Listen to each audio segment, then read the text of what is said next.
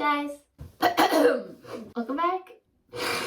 I'm so nasally because I have a cold right now, so just excuse that for the whole video. My apologies.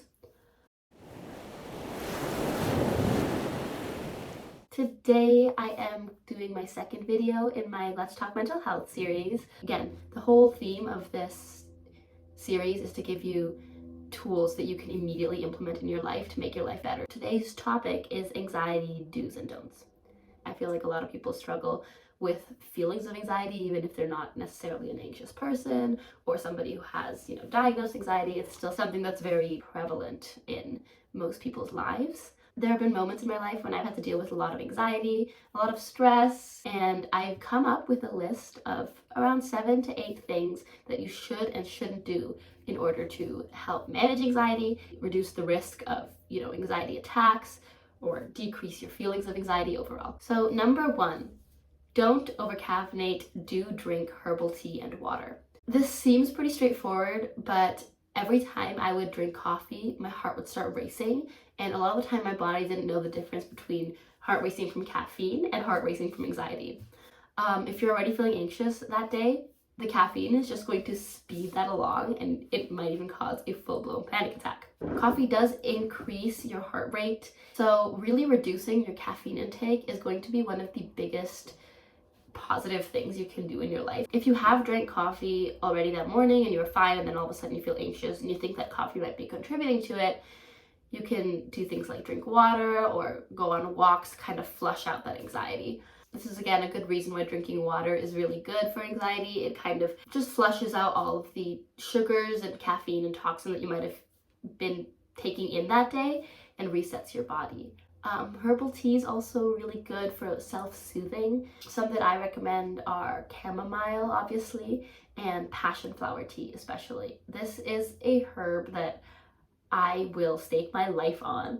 There have been moments where I've been sobbing, cannot breathe, and I have some, and it's literally I just feel so much more reassured, so much more calmer. I stop crying.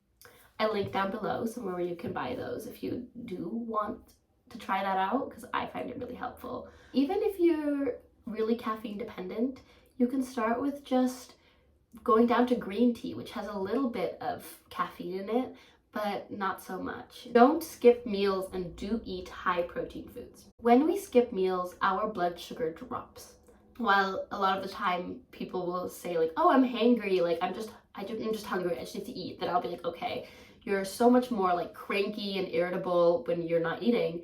And if you're somebody who's prone to anxiety, those kind of feelings can make you feel out of control and cause the anxiety to resurface. I've noticed that when I don't eat, I feel more shaky, and that shakiness contributes to my anxiety severely. So I make sure that I'm eating regularly. There's also some evidence that high protein foods are better at releasing certain amino acids for the neurotransmitters in your brain, which help regulate the hormones in your brain that can contribute to anxiety. So really trying to decrease processed food and sugary food, and not necessarily go all plant-based and vegetarian, which is, sometimes more difficult, but just trying to have a protein heavy diet, a lot of beans if you're vegetarian. Then don't hold it in, do communicate your needs.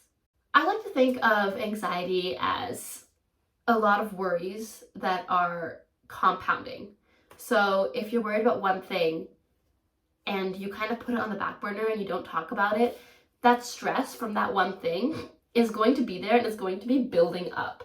So if you don't communicate it with yourself or with others, if you don't say, hey, this is bothering me right now, or even just in your own mind being okay, I'm feeling stressed from this, what can I do to decrease my stress from this? If you don't do that, if you don't process that stress that you're feeling immediately, what's going to happen is going to build up more and more and more and more until eventually you explode. You explode on a person, you explode on yourself, and you end up having a panic attack, or needing to be in bed for 3 days, or just not being able to, go to class or go to work because you're just feeling so anxious. So it's really important to not shy away from those feelings, and if they're to do with other people, communicate those feelings early on. Don't consume low energy media and do volunteer. Low energy media I can describe as something that's draining, something that makes your outlook of the world negative.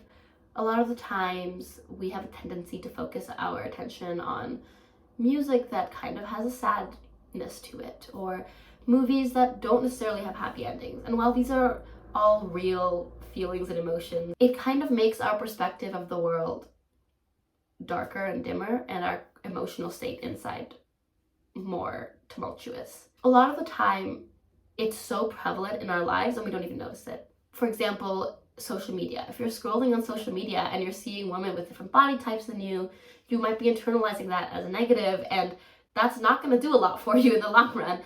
I really noticed a shift in my attitude and perspective when I started curating for example, my Pinterest feed or my Instagram feed towards things that didn't stress me out. Illustrations, drawings, poetry, things that are positive and make me feel inspired. Because if you're already dealing with so much stress, you don't want to intake more things that are going to cause that stress for you. And then one way to combat this is by volunteering.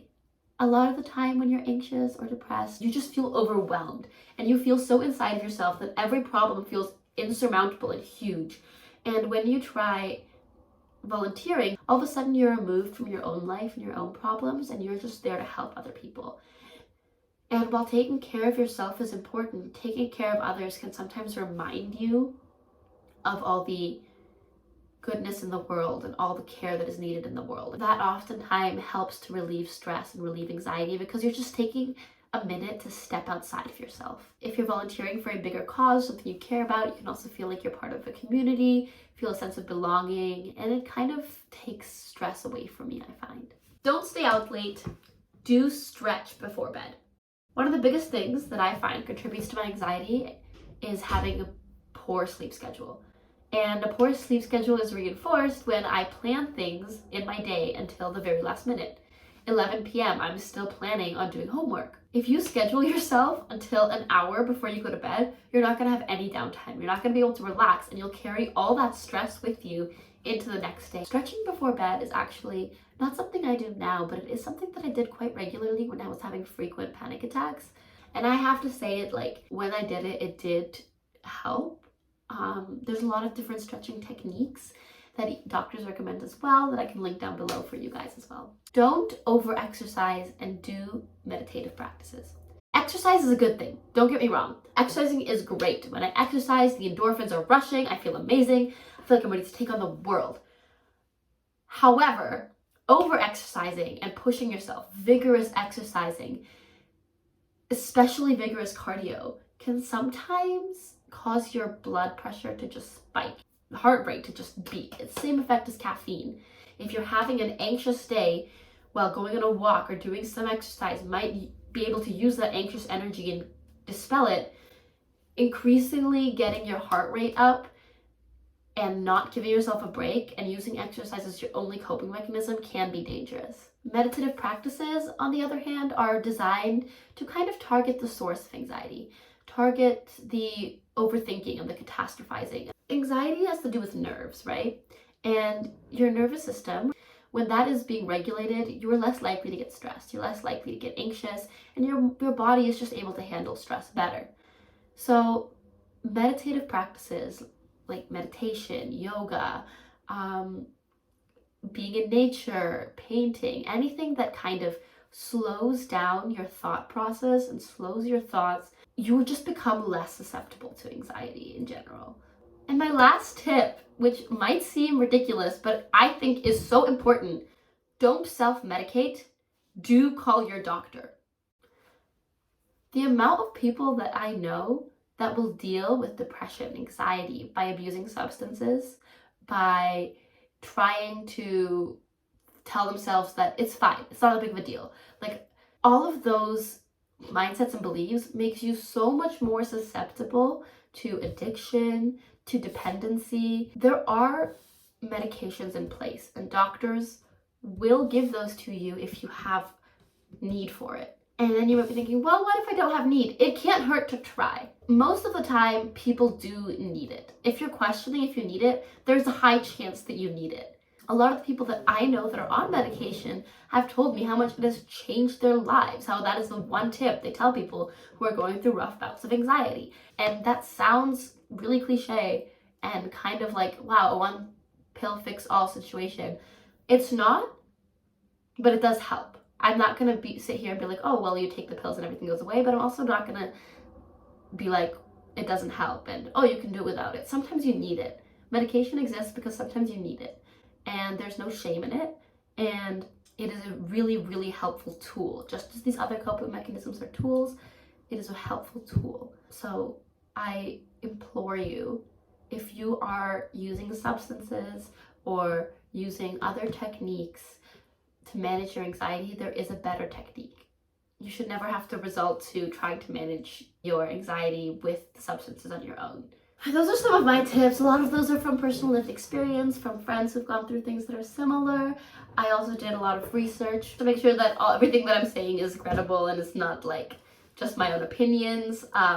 Try these out, see if they work. Hopefully they do, fingers crossed. Just remember that any mental health journey is a personal journey, and there's going to be lows and highs, and it's going to take time, but there's always a solution, and there's always a way out, and there's always a way to make things better for yourself. Thank you all so much for watching. I hope that this was helpful. I hope that you're having a lovely, lovely day wherever you are, and I will speak to you guys soon. Make sure to like, comment, subscribe, and do all those fun YouTube things.